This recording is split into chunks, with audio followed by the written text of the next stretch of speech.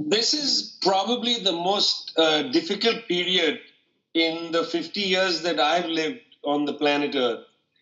Because in this period, we've seen the resurgence of what might be considered attitudes towards society and towards the state, which are fairly authoritarian.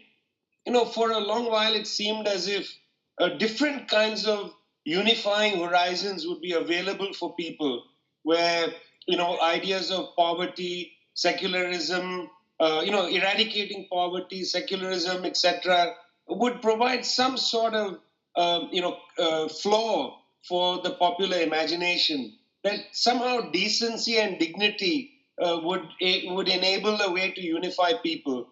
But in this period, when globalization has basically wrecked the opportunities for people, when vast numbers of people are going to be structurally unemployed, when the informal sector is growing at a rapid clip, with that as the backdrop, the political world has seen the emergence of mainly strong men who contend that they can, take society by the throat and make it cough out jobs. They can beat up society and make it homogenous.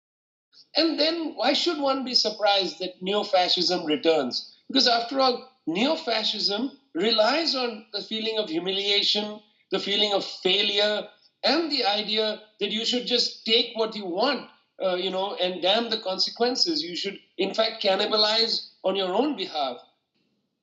If we don't believe that there can be a shared horizon, or that the world can be a better place, then the emotion of being hurt is not enough. It's not significant. And the reason one feels upset about the world is that that should be a motivation to change the world. And now, there are, of course, a million different struggles taking place around the planet. These are often broken up from each other.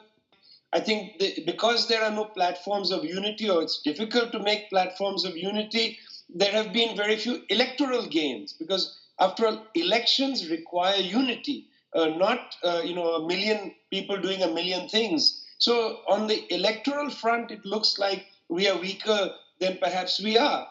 But also, I think there's another issue.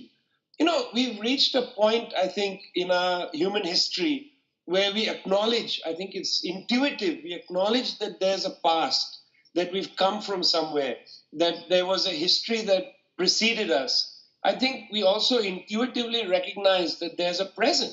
We live now. I'm speaking to you, and you're listening to me, and this is in the present. But what we don't, I think, have confidence in any longer is the concept of the future.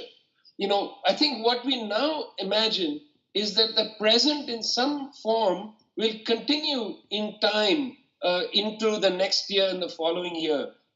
And I think that this is a very disturbing period, or disturbing way to think. Because after all, the idea of the future is so fundamental if we want to make the world a better place. And that idea of the future is not merely tomorrow, the day after, the next year.